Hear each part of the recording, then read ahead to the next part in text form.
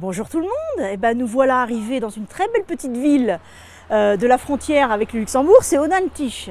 Alors si vous ne connaissez pas, venez, parce que on est dans un lieu un peu particulier aujourd'hui, c'est le musée de la ville. Alors le musée de la ville, il a un intérêt mais alors incroyable, parce que c'est un lieu qui a mis de nombreuses années à naître et le résultat final, c'est vraiment la préservation du patrimoine et un patrimoine qui remonte à l'Antiquité. Alors on va vous montrer quelques témoignages de l'Antiquité avec des statues, avec toute une histoire autour de ce patrimoine. Et puis on va rencontrer une jeune fille qui sait plein de choses et qui va nous montrer justement une statue d'un héros, d'un demi-dieu qui a eu quelques mésaventures pendant l'histoire. On va aller la voir, on va aller la rendre visite, c'est Camille. Alors Camille, là on est au premier étage. Oui, exactement. Et on va aller voir quelque chose qui, pour moi, résume un petit peu tout votre travail ici au musée. C'est-à-dire qu'un musée, ça n'est jamais statique. Un musée, c'est jamais, j'allais dire, immobile dans le temps. Ça bouge tout le temps et surtout, ça demande un investissement par rapport à des œuvres. Et moi, c'est celle-là que je trouve absolument magnifique. Alors, elle s'appelle Hercule. Oui, c'est notre Hercule de Thiel, donc qui était pendant de nombreuses années dans nos réserves parce qu'il avait besoin d'être restauré et de bénéficier d'un nouveau socle. Et donc, on a attendu pendant plusieurs années, ça a été un travail de longue haleine pour trouver des fonds pour procéder à cette restauration. Et donc, on a pu bénéficier du soutien d'abord de la ville d'Audentiche, puis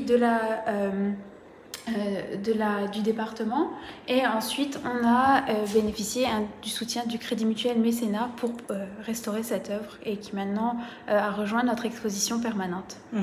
Mais le musée en lui-même, il est ouvert depuis combien de temps? Il est en place depuis combien de temps? Le musée en lui-même, il a ouvert ses portes en 2021. Donc ça fait 3 ans. Voilà, exactement. Ça fait 3 ans. Et depuis 3 ans, regardez le travail qui a été accompli, quoi. Je veux dire, ce genre d'œuvre pour la nettoyer, pour la restaurer, parce que moi je me souviens d'une œuvre quasiment toute noircie, mais vraiment dans un état de délabrement assez inquiétant. Et là, on voit vraiment qu'elle a été rénovée de façon à vraiment montrer le détail. La tête du lion, par exemple. Exactement. Donc là, elle a bénéficié d'un nettoyage en plus d'un nouveau socle. Et on a tenu quand même à conserver les traces du passé puisque c'est l'Hercule de Thiel et il était donc enfoui à Thiel. Et ici, on peut voir que le lion quand même conserve un peu une couleur un peu rougeâtre. Et en fait, c'est parce que pendant de nombreuses années, il a été enfoui dans la terre et il a pris cette couleur un peu rougeâtre qu'on peut retrouver aussi sur l'épaule. Donc c'est un nettoyage mais qui a quand même conservé toutes les traces et toute l'évolution du passé. Oui, alors on rappelle Hercule, c'est le grec Héraclès. Oui, c'est ça. C'est celui qui a réalisé ces 12 travaux. Ces 12 travaux pour devenir une divinité. Exactement. Alors, dans ce musée, moi je sais que...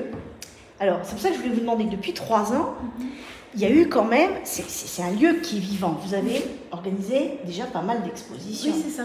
Quelles expositions sont déjà venues ici pour un petit peu, j'allais dire, illustrer, alimenter ce lieu? Alors la première année, on avait fait une très belle exposition avec donc, le Musée national de l'immigration. On avait accueilli la version itinérante de Ciao Italia, donc qui retraçait toute l'histoire de l'immigration italienne qui prend tout son sens ici au vu de l'histoire locale. Ensuite, on a fait une exposition sur un tout autre thème qui était donc là l'histoire des émaux de Longwy et de la faïencerie.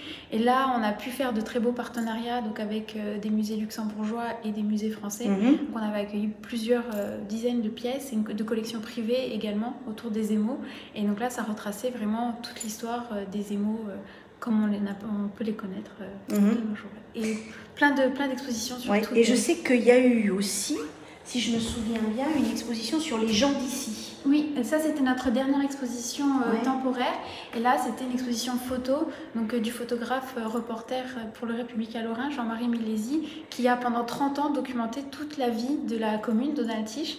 Et donc, il a dû faire un choix très dur de sélectionner une trentaine de photos pour représenter les grands événements de la vie de la commune, en fait, et de la vie de ses habitants. C'est ça.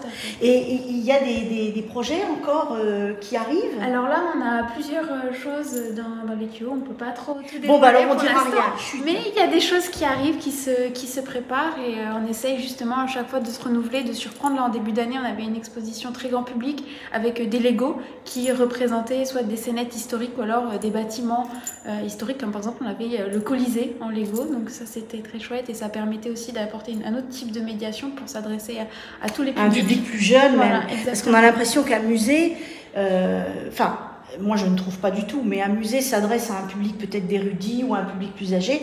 Or, le musée, il est ouvert à tout le monde. C'est ça. Ben, nous, c'est vraiment dans notre politique ici d'être ouvert à tous, aussi bien par nos tarifs d'entrée qui sont très abordables, voire on a beaucoup de gratuité.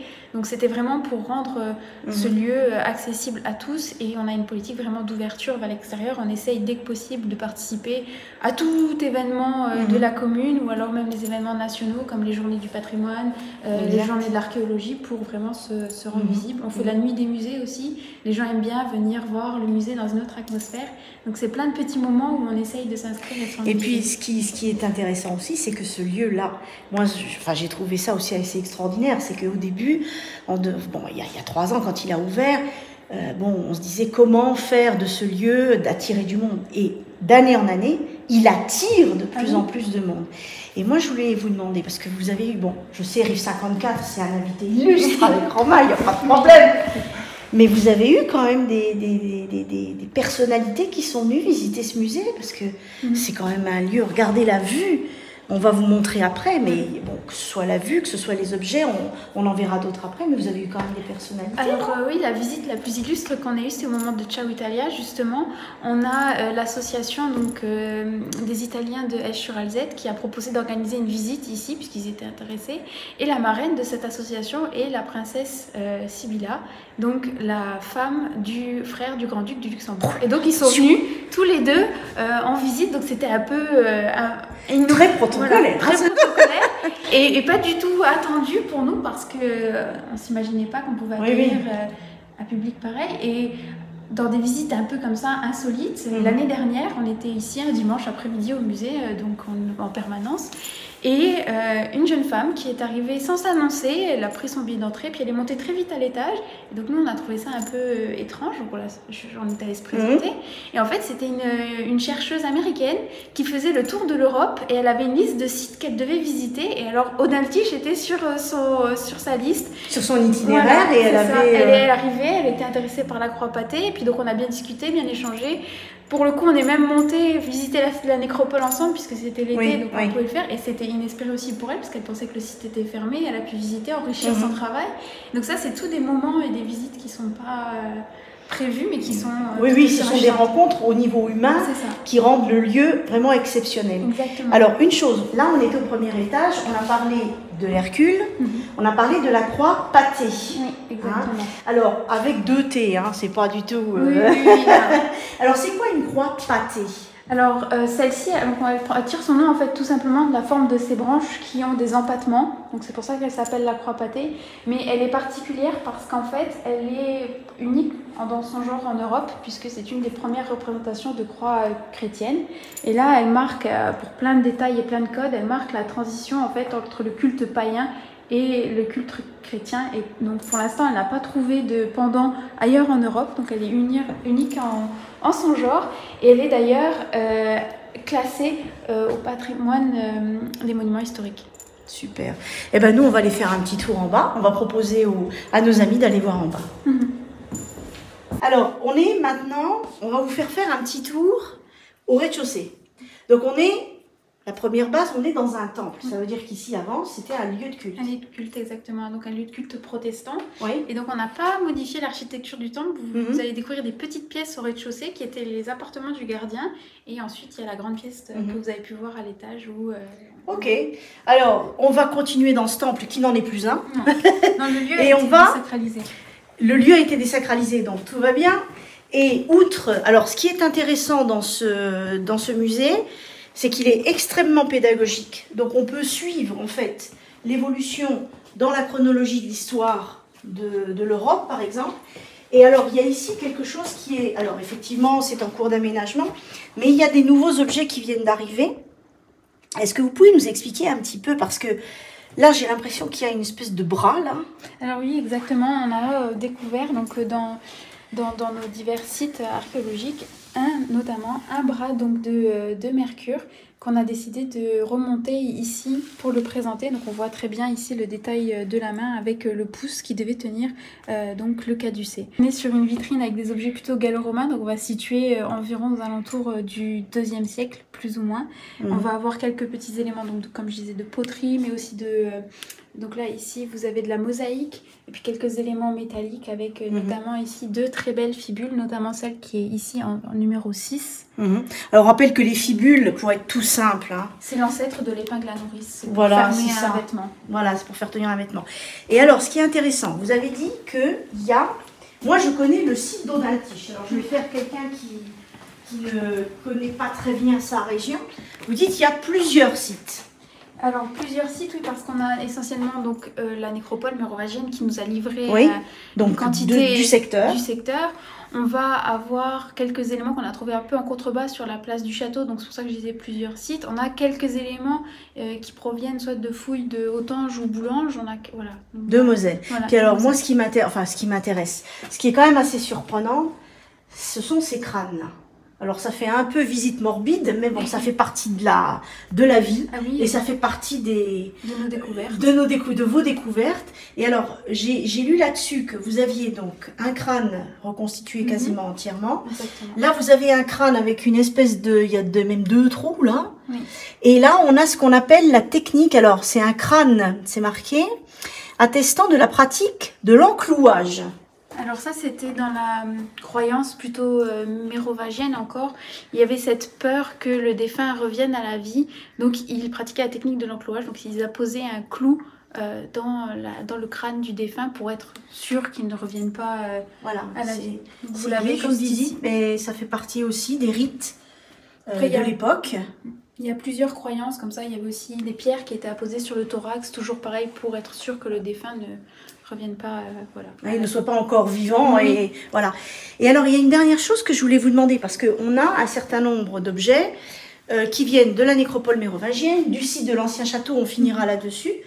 Et moi, ce qui m'intéresse, c'est ce détail ici, là, qui est un détail quand même assez rare. Oui, alors là, vous êtes sur la pièce donc, de l'antre-là, qui est une sculpture mérovingienne dont on a très peu de détails puisqu'on a juste conservé cette petite tranche, et donc c'est une sculpture mérovingienne assez rare puisqu'on en a peu, en tout cas dans notre cas on en a récupéré très peu.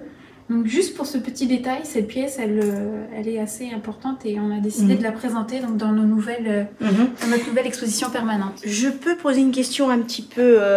alors ça, je dirais que les jeunes générations, ou actuellement les gens vous parlent beaucoup d'intelligence artificielle. Est-ce qu'il ne serait pas possible, ou est-ce qu'il y aurait parmi nos passionnés d'histoire, des gens qui pourraient, à partir simplement de cet entre-là, reconstituer avec l'intelligence artificielle ou avec un certain nombre peut-être de logiciels qui existent, reconstituer éventuellement le motif ou avoir une idée du motif qui était là avant? Alors oui, ce sont des choses qui peuvent se faire, mais ça restera toujours quelque chose d'une supposition. On va pas exactement le motif réel, mais on peut penser à faire des suppositions, donc soit avec l'intelligence artificielle, ou alors maintenant il existe aussi une sorte de scanner qui permet de scanner une statue dans son ensemble et potentiellement de compléter les volumes, les manques qu'on pourrait avoir. Mais ça restera toujours une supposition et on ne pourra pas dire à 100% ça ressemblait à ça. Et alors on va finir parce que vous avez des objets, les amis, si vous voulez venir, vous pouvez y passer vraiment un très bon moment et pas mal de temps. Il n'y a pas que les céramiques, il y a le site. Et moi, je trouve que c'est ça qui est intéressant, c'est le site d'Audintiche, le site archéologique, parce qu'on est parti du monde gallo-romain, on a traversé l'histoire, on a parlé d'un certain nombre d'objets, de lieux, on a parlé du culte, puisqu'on a Mercure, on a Hercule, on a quand même des témoignages de la mythologie gallo-romaine là-dedans. Et il reste quand même une période qui est la période médiévale, qui est une des moins, je pense, connues. Et il y avait un château ici. Alors il y en avait même 2 en fait. À l'époque, donc la place du château à Audintiche tire tout simplement son nom du fait qu'il se trouvait 2 châteaux. Mais donc en 1675, c'est sur ordre de Louis XIV, il va y avoir la destruction des 2 châteaux. C'était une querelle entre les 2 frères Malberg qui a donné la construction de deux châteaux, une petite querelle dans le même mur d'enceinte. Un des frères va construire un château en face de celui de son frère. Mais la famille de Malberg, elle est très connue parce que ici, jusqu'au XVIe siècle, elle possédait mais vraiment l'intégralité de toutes les forges, de toutes les terres, tout ce qui était forgé, c'est-à-dire aussi bien des armures ou des armes que des objets du quotidien. Tout était fait parce que propriété de la famille de Malberg, qui a été très longtemps ici, qui ont été les maîtres en fait, les seigneurs du secteur, sur Villerus, sur Rodin, sur Boulange, enfin sur tout le secteur ici de notre vallée de l'Alzette. Voilà. Eh ben on va finir la visite là, et on va vous recommander très chaudement de venir dans ce lieu à Haut-d'Altiche. Et on va vous proposer finalement un voyage à travers le temps, de l'époque gallo-romaine jusqu'au Moyen-Âge et même jusqu'aux portes de notre époque, puisque, comme vous l'avez vu, eh ben, la place du château d'Haut-d'Altiche, elle tire son nom d'un château, et les gens ont très probablement oublié qu'il y avait finalement... On va recommencer. Non, tu pouvais laisser moi. On va le... Il me fâche. Donc, attends. Il faut le reprendre le Il fatigue. machin qui bouge là, qui va être le bonjour.